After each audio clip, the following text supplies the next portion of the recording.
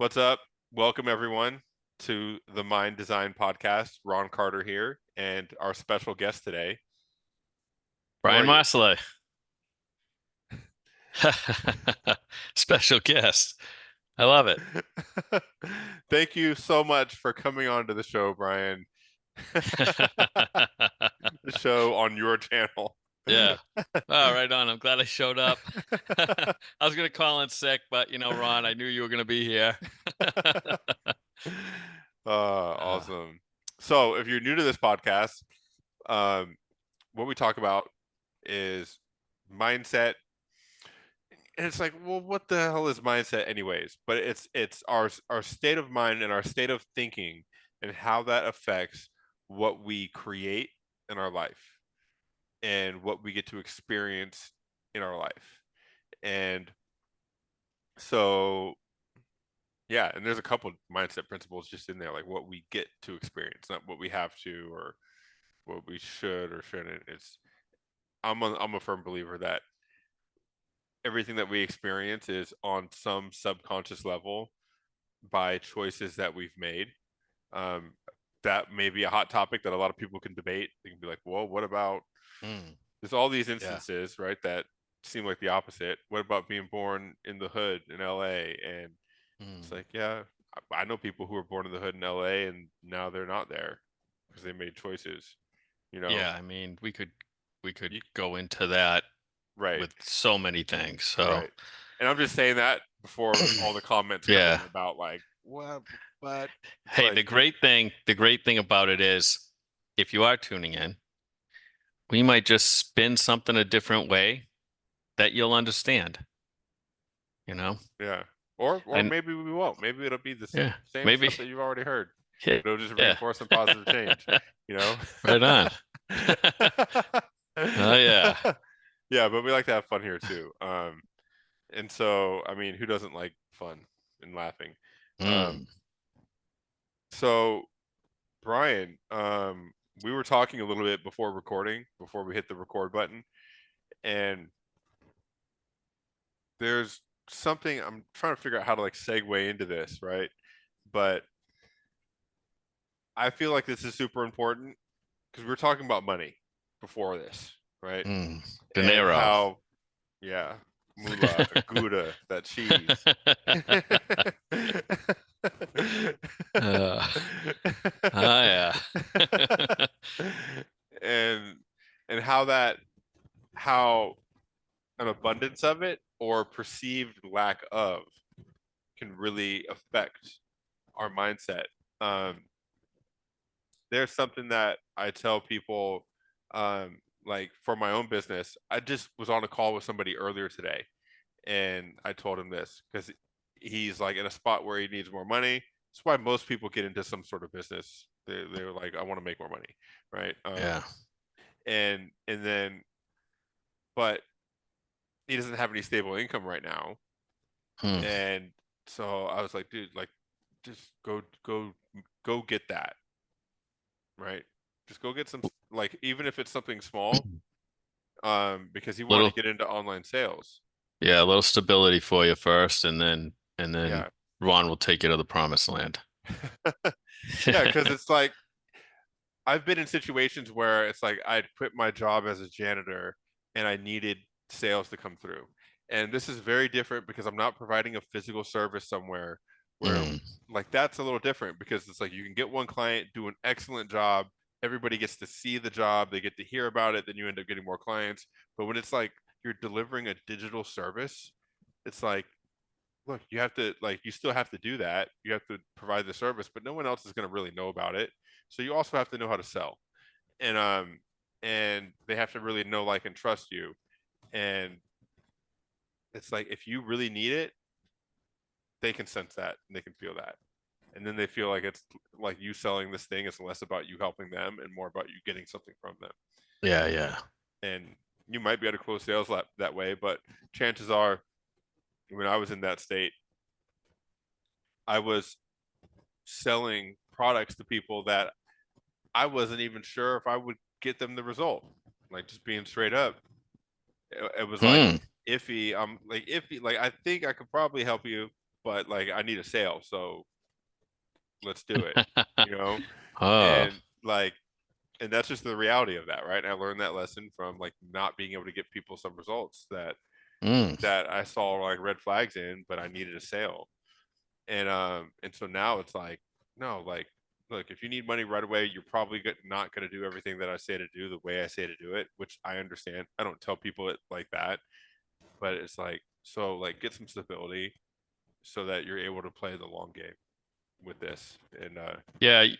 Ron, what I find is a lot of people who are really um, lacking finance, right? And they're really hurting, and they're scared, right? They've got this fear inside them. What I'm finding it. So okay, so then they might go get a job that pays X, right? Because they need that job. But the challenge is too that 40 hours isn't going to ever get them out of that hole. They need to go above and beyond. And it's not forever. It might be 6 months, depending on the situation. It might be a year, but it's whatever you do after that 40. So if you want to get two jobs just to get out of that rut, that's what you need to do. Face that reality. And, right. you know, And another thing that I've noticed in my life, like my parents, is there's a lot of people that like our habits while not at work are what contribute to this. And this may or may not be you if you're watching this, but like mm, for example, like my mom brings in enough to really cover everything, right? And my dad's on like SSI, I think, or something like that. Hope they don't hope they don't mind me sharing this stuff. But what is anyways, SSI? it's like Social Security. Oh, sure. Yeah. And so but like their habits and their spending habits are what's keeping them paycheck to paycheck, even less than paycheck to paycheck, Really? right? What are they going to the casino or something? Yeah, they have problems. I don't want to get into all their stuff Sure, because sure. Hey. I don't have their permission, you know. Yeah. Hey, But hey, Ron, we're spending your inheritance. That's all you need to know. so but a lot of people are doing that. Like I did that. Here's another great example. When I was on drugs in LA, this is what I would do, right? I would work the job, I would work my 9 to 5, I would work overtime, and my rent was like $850 a month for this room that I was renting. All my total bills were like 1,200 a month. I was getting 1,600 a month, Hmm, and so it's like, well, you could save, you know, hmm. and instead, what I was doing was actually, let's say, you might be able to save like 100, $200. You still have food, transportation, all that other stuff, right? Yeah, I was Um, gonna say, that was a long time ago. If you're living on $400 for food a month. yeah, yeah. This was 2018, around then. I, d- I This drink has water changed. and grapes. Yeah. And so, but I always didn't have enough money for my food because I was like eating food and I was doing drugs, and that cost me money. Hmm, So every paycheck was already gone like the day that I got it. hmm, And and then what I would do is instead of thinking, I would think very short term and think, well, how can I get like more money right now? Not like in the future, not how can I adjust my habits so I have more in the future, which is hmm. really the way to do it, right? I would think, how can I get more right now? Forget about the future. Who cares about that? I need more right now. And Yeah. So you're like, maybe if I snort this cocaine, it'll come to me. so so what I would do, right, is there was like loan sharks that I knew that worked at the job that I was at. Guys who like they had money and they knew that there was people just like me that would work there, and they Mm, would let me borrow whatever I asked for because they know that I have a government job, and they know when my payday is because they work there too. And mm, they'd be like, I'd be like, yeah, I just need $200 until payday, and they'd be like, sure.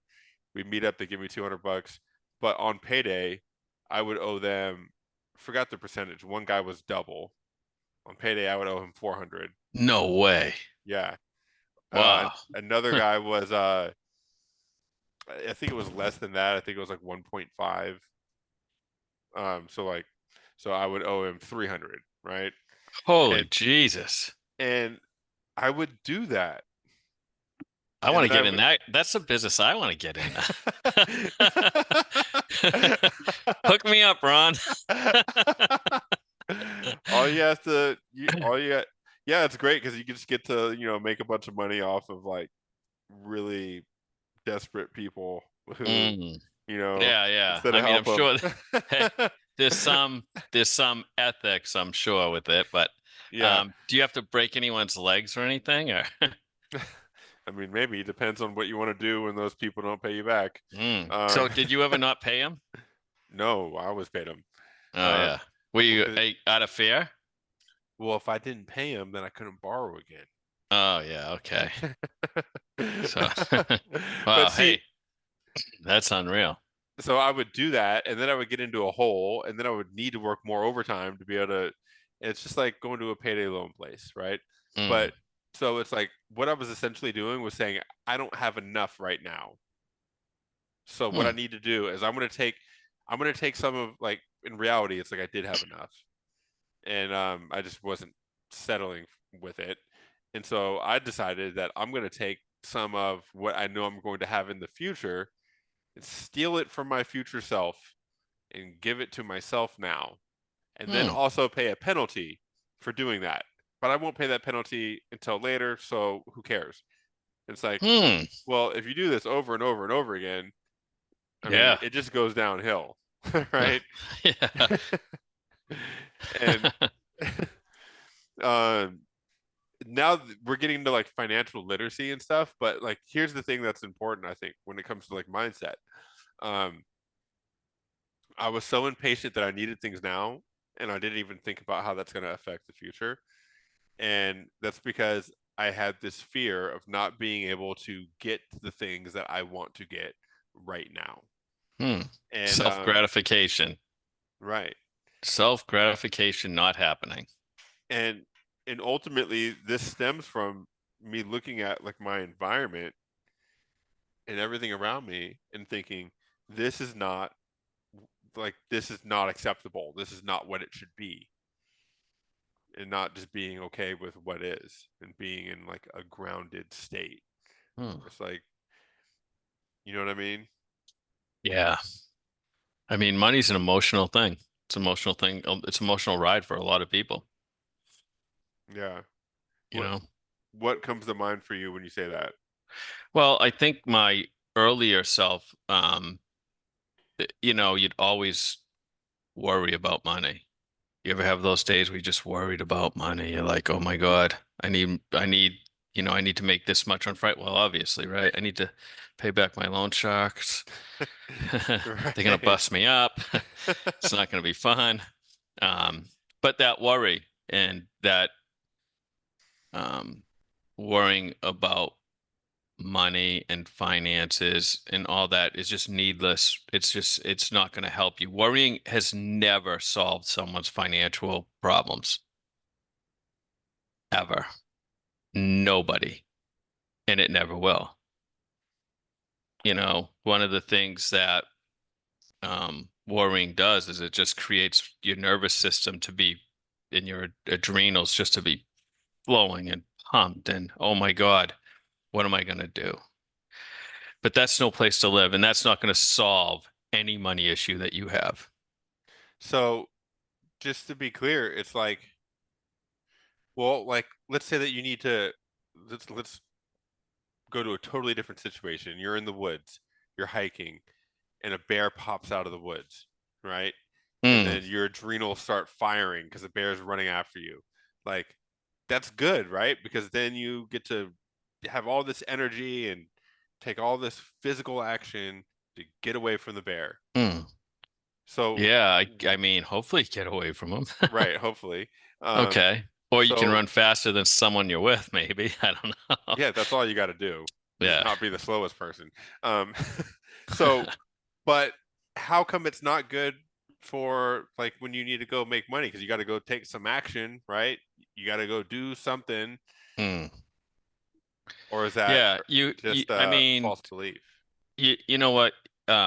Yeah, yes, you do have to take action, but sitting there worrying about it isn't taking action, is it? Mm, Are you saying that it's okay, so maybe, oh, I'm worried about it, that's gonna set me up so I take action? Is that what you're trying to say, yeah. maybe? Because that could, I mean, obviously, when your back's against the wall, you got to do something, right? It's sink or swim. But worrying about the situation isn't going to solve any issue.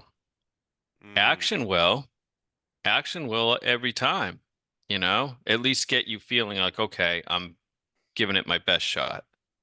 right. And However, if you sit there and worry about it and just sit there and get anxiety and worry about it, you're paralyzing yourself, is what you're doing. that's a really good point. And that's why I was asking you that, just playing a little bit of like devil's advocate, you know? Yeah, Um, I know you, Ron. I know where you're coming from. I know you. I know what you're doing. Yeah. Because worrying does not solve the problem. Action does.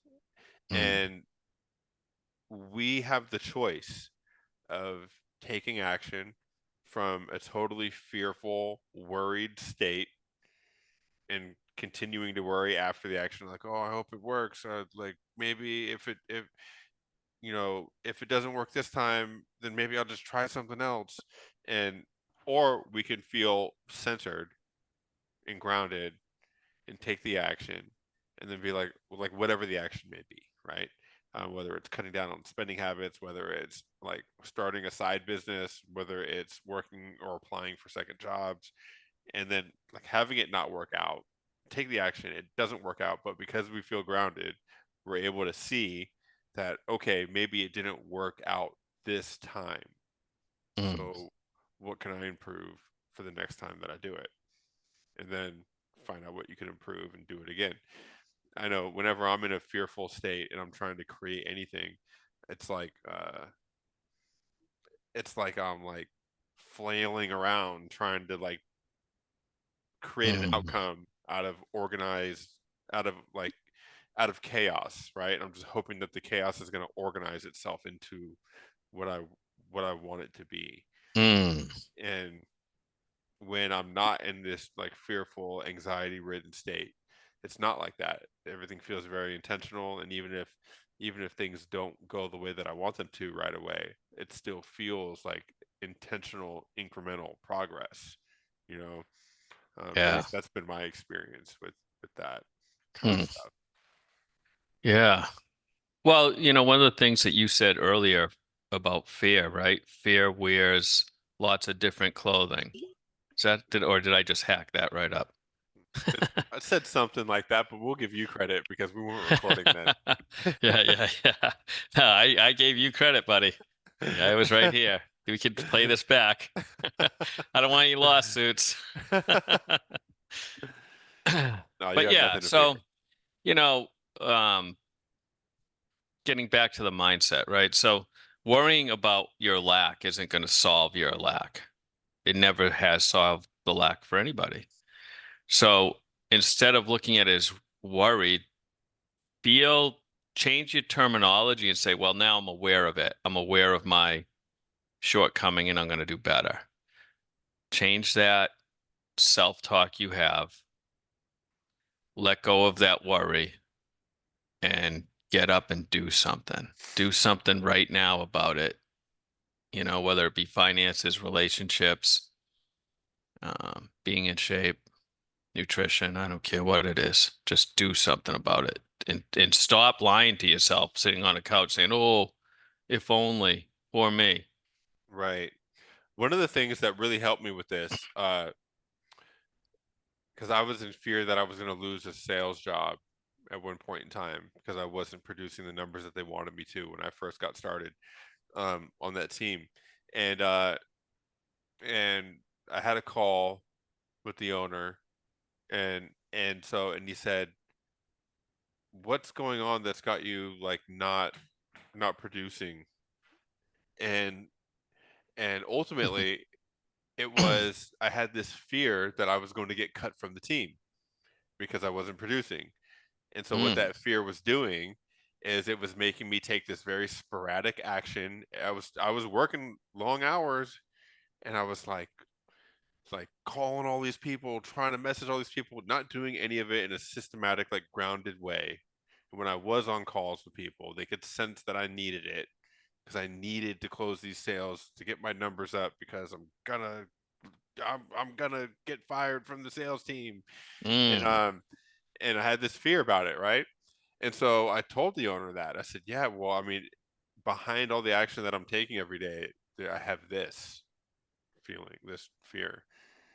And and he asked me, he said, "Okay, so you're afraid that you're going to lose this job?" And I said, "Yeah." I'm like, "Definitely, yes." And he said, "Okay, well," he's like, "let's play that out." And he said, "Don't worry, this isn't a call with me for me to fire you. Just so you know that right now, but You're not getting like, fired at the end of the call. at least not right now in this moment. This is not happening." But he said, what did he ask me? He said, so what would happen if you did lose this job? I said, I guess I'd have to find another one like really quick. I'd have to find another one. He said, okay. And let me ask you this. Have you ever lost a job before? He's like, I'm just wondering, like, heck, have you gone through that before? And I was like, yeah, yeah, I've lost jobs before. He said, okay, and he's like, I think even the way he asked it, he said, okay, that's dang, that's crazy. Like, were you okay? And and I was like, the way he asked it made it sound so ridiculous. Like, of course I was okay. Like, I'm here right now. And then like I was like, yeah, I was fine. Like it was uncomfortable, but like I was fine.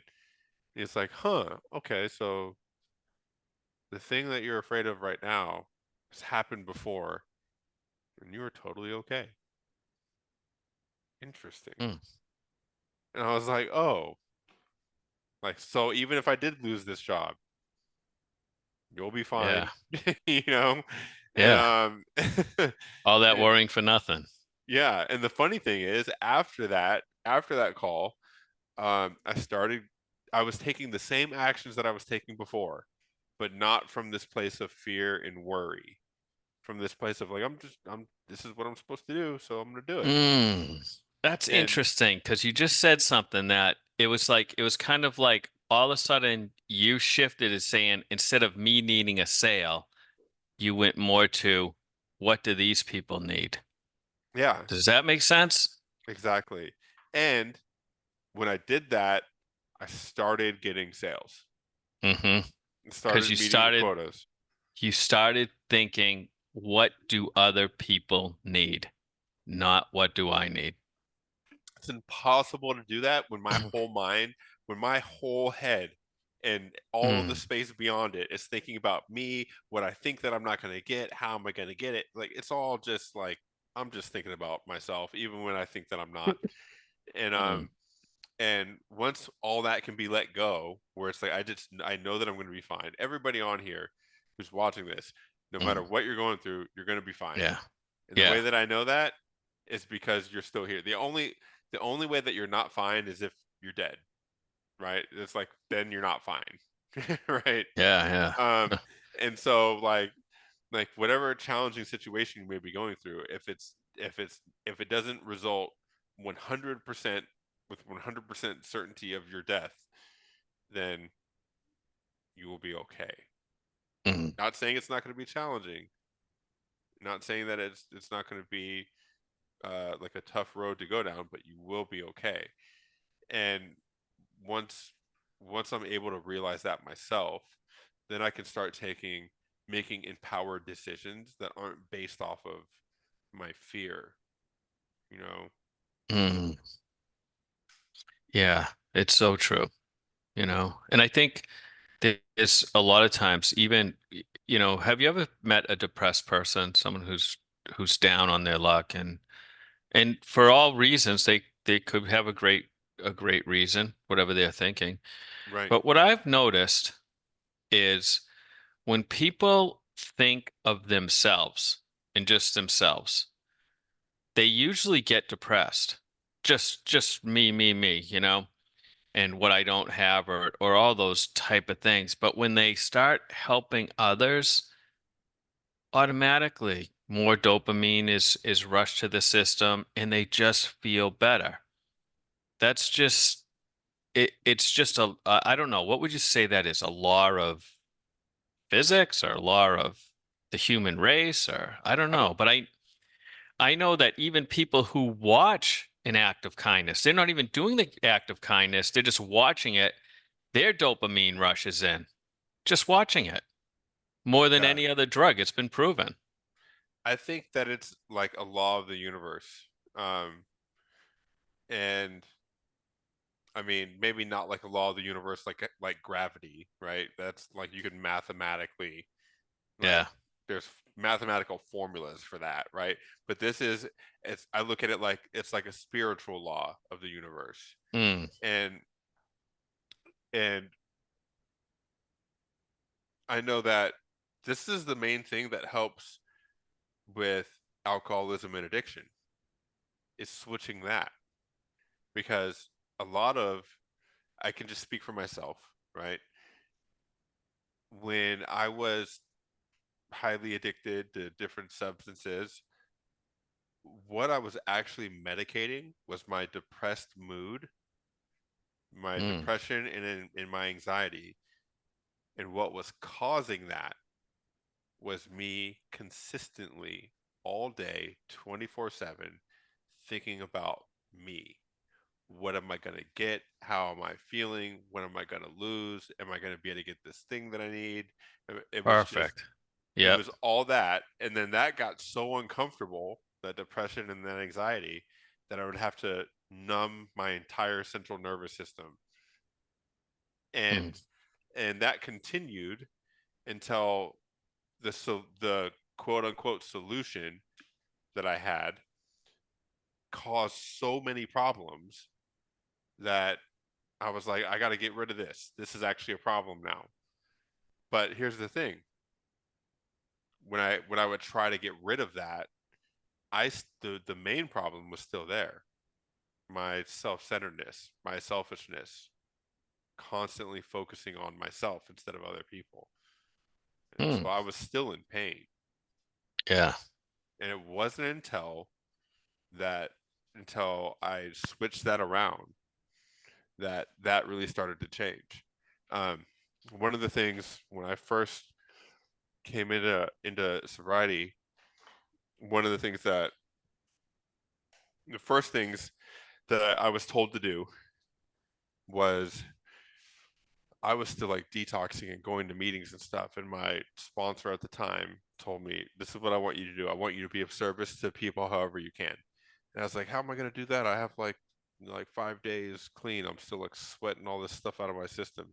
He's like, "Well, Hmm. when you're at a meeting and the meeting ends and they ask for volunteers to help clean up, they say, 'Hey, is anybody here able to help clean up?' And they have you guys raise your hands."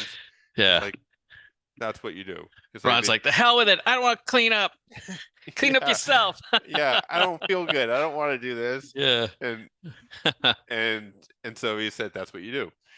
And so after that, I was raising my hand at every meeting, like, yes, I'll help clean up. I was washing coffee mugs from all the people that had coffee, Wow. washing all Hey, the coffee mugs, putting the what, chairs like, away, did you vacuuming. feel, did you feel like it was hard to do it? Was it forced? Like, oh, I, or did you have did your attitude switch and I get to do it? Eventually, at first, I was like begrudgingly doing it, like, oh, I gotta do this. But Oh, this sucks. yeah, but that Yeah. here's the thing: it's like doing something for other people that you get nothing from in return. Hmm. No matter how you feel before doing it, no matter if you're like, this is bullshit, I don't want to do it, I hate this, and you go do it anyways, afterwards, I feel better. Yeah. And then I Yep. do that enough times, then I start to notice that, oh, afterwards I feel better. And then that leads to me like looking forward to actually doing it because I know that I feel better. And yeah, the whole thing with It makes sense, doesn't it? And it makes they've total done that. sense. Like there's things that have been written in history that, helping others, you know, put in these rhymes and things like that. Probably like proverbs, some Chinese proverb or something is Right. out there. If you plant trees that you'll never sit under for the shade, and I you gotta look Things like stuff up that. with me. Yeah, you gotta look stuff up. Man, help me out, Ron. Help me out. I was just Uh, letting you go. I was thinking you yeah. would recover. No, I didn't. And you know uh, what? I'm not even worried about it. yeah. No anxiety about it. Hmm. Um, yeah, that's the thing. It's like, oh, I was thinking of this as you were talking. I wasn't listening. I was thinking. Um, so I was listening to a degree, but I was thinking about Amazon Okay. and The like some jungle or the business? the business. It's a good question, right? Um, and so many companies that are focused on like businesses that are focused on serving other people, like that's their main priority, they usually do really well because it's using the same philosophy and the same principle. And one of Amazon's like core like values is that it's not that the customers are always right, but it's that they're like just looking to serve like the customer at the highest level. And so and they boiled that down to like, okay, what do the customers want? And they want a wider selection of products, and they want those products as fast as possible.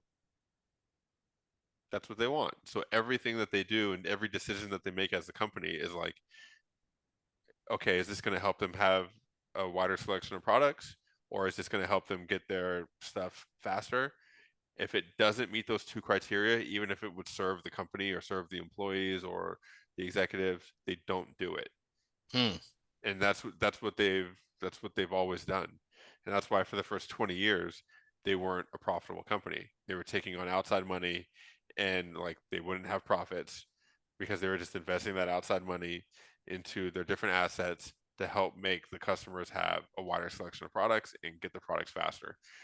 And Hmm. and I thought it was so they didn't have to pay taxes. No, I'm just kidding. Oh boy. Yeah. So, blessed are those who plant trees under whose shade they will never sit. Ah, you found it. Yeah, Did I redeem myself? you did. You did. It's late in the show. And that's really cool because it's like you're doing something for people and you're not even going to see the byproduct of it. Mm. Think about like the Great Wall of China. All right. Picture that in your mind. Mm.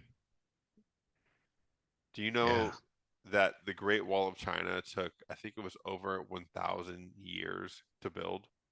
Really? Let me look it up. Huh. 1,000 years to build the wall of China. Let's see. The Great Wall of China.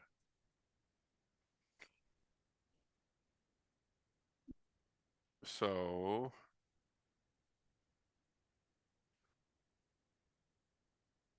let's look at how long it took to build. How long did it take to build the Great Wall of China? Over 2,000 years to build. Wow. So what this means is that the person who had the idea to do this didn't get to see the fruit of his labor at all.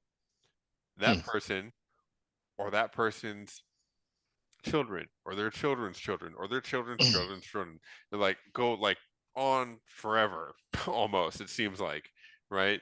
Did not get to see the fruit of the labor. This is like way beyond planting a tree, right? For your Yeah. grandkids to be able to sit under.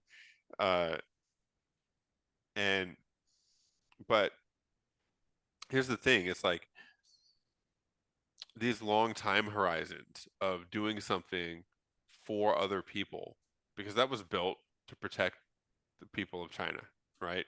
From the Mongols, I think, um, Hmm. and from a different nation, right? And so when your mission is about helping other people and doing something for somebody else other than yourself, like it elevates your mood and helps you be able to do things that would seem otherwise impossible. Hmm. That's Yeah. that. Right on. Covered a few things today. Right. And maybe getting out of debt may seem impossible. Maybe you're not trying to build a wall that around a whole country, right?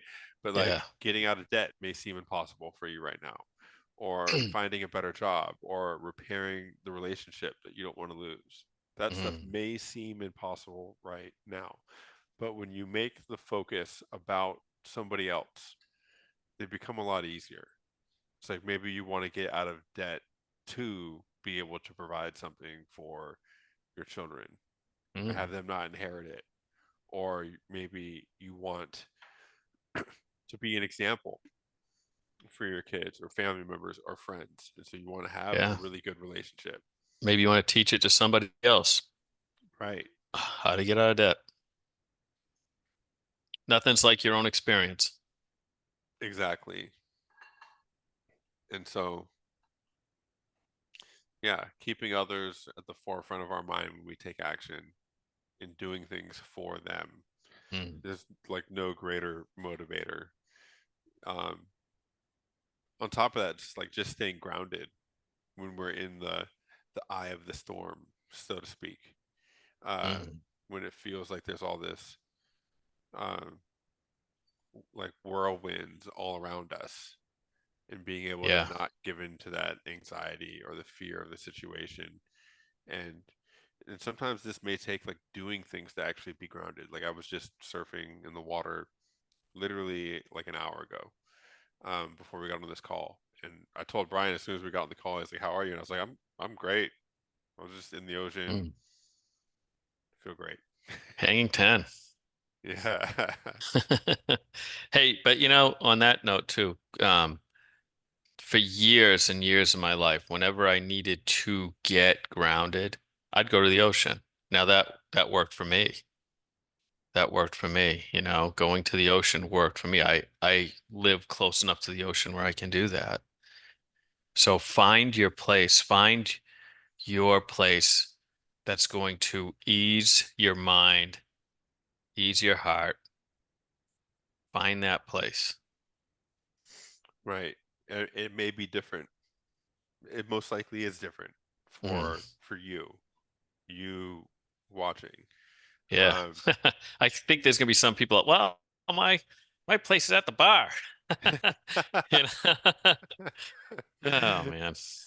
yeah, I would just say like wherever it's like allows you to reconnect with nature, and it may even be overlooking the city. Like I look at a city as a natural structure. It's like a beehive, but made by Yeah. people.